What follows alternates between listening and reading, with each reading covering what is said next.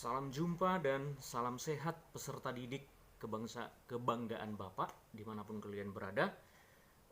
Kita akan membahas tentang pentingnya keadilan sebagai dasar mewujudkan demokrasi dan hak asasi manusia.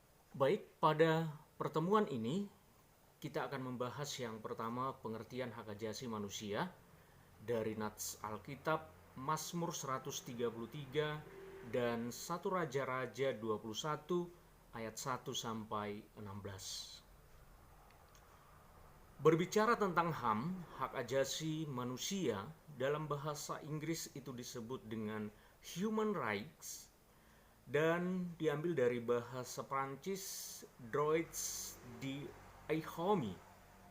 Pengertiannya adalah sebuah konsep hukum dan normatif yang menyatakan bahwa manusia memiliki hak yang melekat pada dirinya karena ia adalah seorang manusia. Sekali lagi, hak yang melekat pada dirinya karena ia adalah manusia. Hak asasi manusia berlaku kapanpun, dimanapun, dan kepada siapapun, sehingga sifatnya universal. HAM pada prinsipnya tidak dapat dicabut. Hak asasi manusia juga tidak dapat dibagi-bagi, saling berhubungan, saling bergantung. Hak asasi manusia itu terdiri dari beberapa bagian atau cakupan hak asasi manusia itu. Yang pertama, hak pribadi, hak asasi manusia secara pribadi, yaitu personal human right. Hak ini merupakan hak yang berhubungan dengan kehidupan pribadi setiap orang. Contoh dari personal human right ini adalah kebebasan untuk menyampaikan pendapat, kebebasan untuk bepergian, bergerak, berpindah ke berbagai tempat, dan lain sebagainya. 2. Hak asasi politik. Politic rights ini merupakan hak asasi dalam kehidupan politik seseorang. Contohnya adalah hak untuk dipilih dan memilih, hak dalam keikutsertaan kegiatan pemerintahan, hak dalam membuat petisi, dan lain sebagainya. Yang ketiga, hak asasi ekonomi, economy property right. Hak ini menyangkut hak individu dalam hal perekonomian. Contoh dari hak property rights adalah kebebasan dalam hal jual beli, perjanjian kontrak, penyelenggaraan sewa-menyewa, memiliki sesuatu dan memiliki pekerjaan yang pantas. Keempat, hak asasi peradilan atau procedural rights, hak dalam memperoleh perlakuan sama dalam tata cara pengadilan. Contohnya adalah hak untuk mendapatkan pembelaan hukum, hak untuk mendapatkan perlakuan pemeriksaan, penyidikan, penangkapan, penggeledahan, dan penyelidikan di muka umum. Yang kelima, hak asasi sosial budaya. Hak ini terkait dalam kehidupan masyarakat.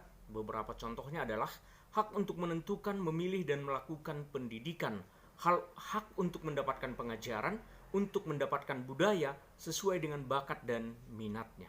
Yang keenam, hak asasi hukum. Legal equality right, hak untuk mendapatkan kependudukan yang sama dalam hukum dan pemerintahan. Contohnya adalah mendapatkan perlakuan yang sama dalam bidang hukum dan pemerintahan, menjadi pegawai negeri sipil, perlindungan, dan pelayan hukum misalnya. Baik, apa sih pentingnya keadilan di dalam HAM? Tentu pertanyaan ini adalah pertanyaan yang penting. Mazmur 133 berbicara tentang suatu masyarakat yang hidup rukun sebagai saudara. Masyarakat yang hidup rukun sebagai saudara tentunya akan saling menghargai sesamanya. Suatu hal yang dijalankan dengan rukun akan menciptakan bentuk masyarakat yang indah. Konflik dapat diselesaikan dengan baik.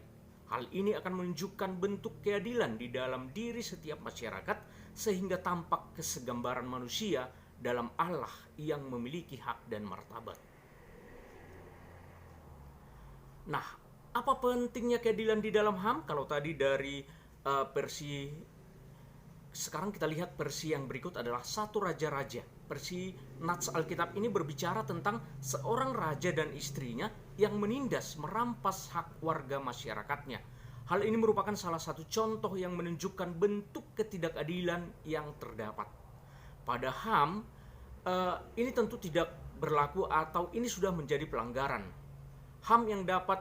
Pelanggaran HAM dapat menimbulkan konflik dan perselisihan. Perselisihan itu dapat terjadi dalam bentuk apa saja, misalnya demonstrasi, tawuran, dan lain sebagainya. Nah, kalau tadi kita belajar tentang HAM, kaitannya dengan materi kita adalah HAM dan demokrasi atau demokrasi dan hak ajasi manusia. Demokrasi adalah bentuk pemerintahan di mana semua warga negaranya memiliki hak setara dalam pengambilan keputusan yang dapat mengubah hidup mereka. Demokrasi mengizinkan warga negara berpartisipasi, baik secara langsung atau melalui perwakilan dalam perumusan, pengembangan, dan pembuatan hukum. Demokrasi mencakup kondisi sosial, ekonomi, dan budaya yang memungkinkan adanya praktik kebebasan politik secara bebas dan setara. Demokrasi juga merupakan seperangkat gagasan dan prinsip tentang kebebasan beserta praktik dan prosedurnya. Demokrasi mengandung makna penghargaan terhadap harkat dan martabat manusia. Baik dari apa yang telah saya paparkan, satu hal yang tidak kalah pentingnya agar kita menerapkan demokrasi dan HAM adalah Nats Alkitab yang tertulis di dalam Amsal pasal 14 ayat yang ke-31 berkata, "Siapa menindas orang yang lemah, menghina penciptanya. Tetapi siapa menaruh belas kasihan kepada orang miskin, memuliakan dia." Jadi ini menjadi gambaran, menjadi landasan bagi kita ketika kita bersikap semena-mena terhadap orang lain. Kita tidak saja menyakiti dia, tetapi kita sedang sedang berlaku tidak baik terhadap penciptanya.